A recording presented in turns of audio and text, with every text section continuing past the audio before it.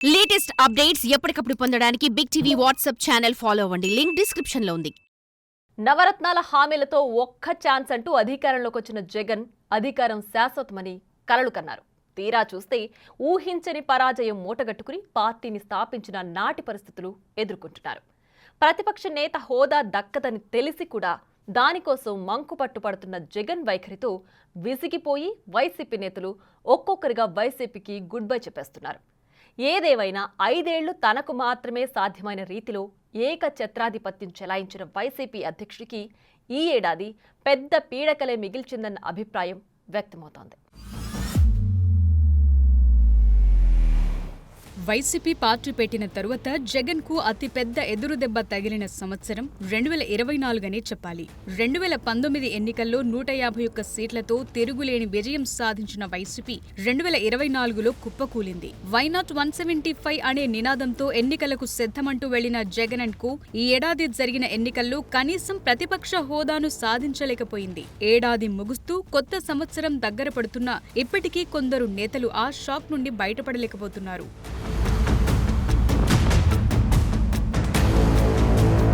తండ్రి మరణం తరువాత కాంగ్రెస్ తనను ముఖ్యమంత్రిని చేయలేదని అలిగిన జగన్ కొత్త పార్టీ పెట్టుకున్నారు. వైసీపీ స్థాపించాక జగన్ అనేక ఆటుపోట్లు ఎదుర్కొన్నారు. అక్రమాస్తుల కేసులో జైలుకు వెళ్లొచ్చారు. 16 నెలలు బయట లేకపోయినా జగన్ పై పార్టీ క్యాడర్ విశ్వాసం కోల్పోలేదు. అప్పట్లో చెల్లెలు షర్మిల, అమ్మ విజయమ్మ జగన్ కు అండగా నిలిచారు. 2014 ఎన్నికల్లో ప్రతిపక్షానికే పరిమితమైన జగన్ డీలా పడలేదు. అప్పట్లో ఆయన పార్టీ నుండి ఎమ్మెల్యేలు, ఎంపీలు టీడీపీలోకి జంపైన పాదయాత్రతో ప్రజలు వెళ్లారు. ఒక్క ఛాన్స్ నినాదంతో 2019లో విజయం సాధించారు. అయితే 5 ఏళ్లు సంక్షేమం మీద మాత్రమే ఎక్కువగా దృష్టి పెట్టి అభివృద్ధిని పూర్తిగా విస్మరించారు. రాష్ట్రాన్ని అప్పుల పాలు చేయటంతో పాటు అవినీతి, అక్రమాల ఆరోపణలు ఎదుర్కొన్నారు. మంత్రులకు, ఎమ్మెల్యేలకు అందుబాటులో లేకుండా పోయి సలహాదారుల పెత్తనం ఎక్కువైపోవటంతో జగన్ను ప్రజలకు దూరం చేశాయి.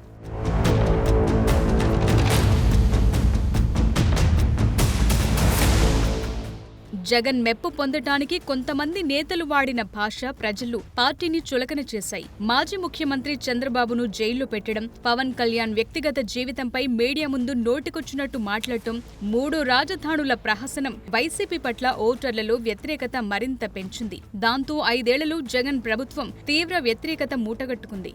అయితే తక్కువలో తక్కువ 90 నుంచి 100 సీట్లొస్తాయని అంచనాలు వేసిన వైసీపీ పెద్దలను షాక్కు గురి చేస్తూ 2024లో కేవలం 11 సీట్లు మాత్రమే సాధించి కనీసం ప్రధాన ప్రతిపక్ష హోదా కూడా ఆ పార్టీకి దక్కకుండా పోయింది.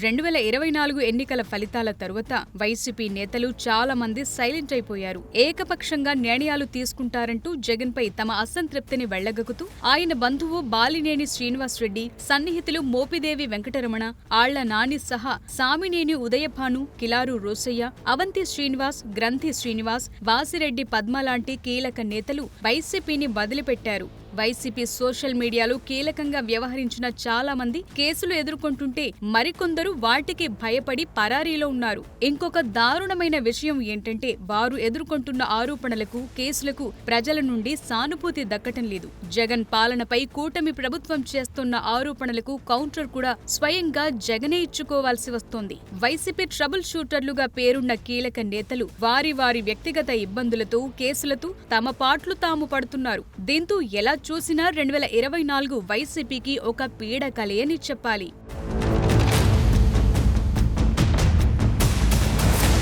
ప్రస్తుతం వైసీపీ ఆశలన్నీ 2025 పైనే ఉన్నాయి. కూటమి ప్రభుత్వం ఏర్పడి 6 నెలలు దాటిపోవటంతో వారు ఇచ్చిన హామీలను ఎప్పుడు నెరవేరుస్తారంటూ ప్రజలతో కలిసి పోరాటం చేయటానికి జగన్ పిలుపునిచ్చారు. కొత్త ఏడాదిలో సంక్రాంతి తరువాత ప్రజల్లో ఉండడానికి ఆయన రెడీ అవుతున్నారు. ఎన్నికల్లో సీట్ల పరంగా చాలా తక్కువే వచ్చినా ఓట్ షేర్ 40% ఉండటం జగన్ కు భరోసా ఇస్తున్నట్లు కనిపిస్తోంది.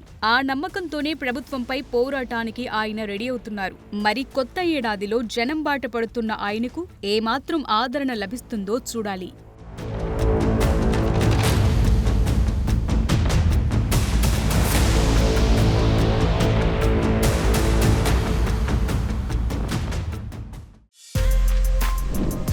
For more videos like this, subscribe Big TV channel.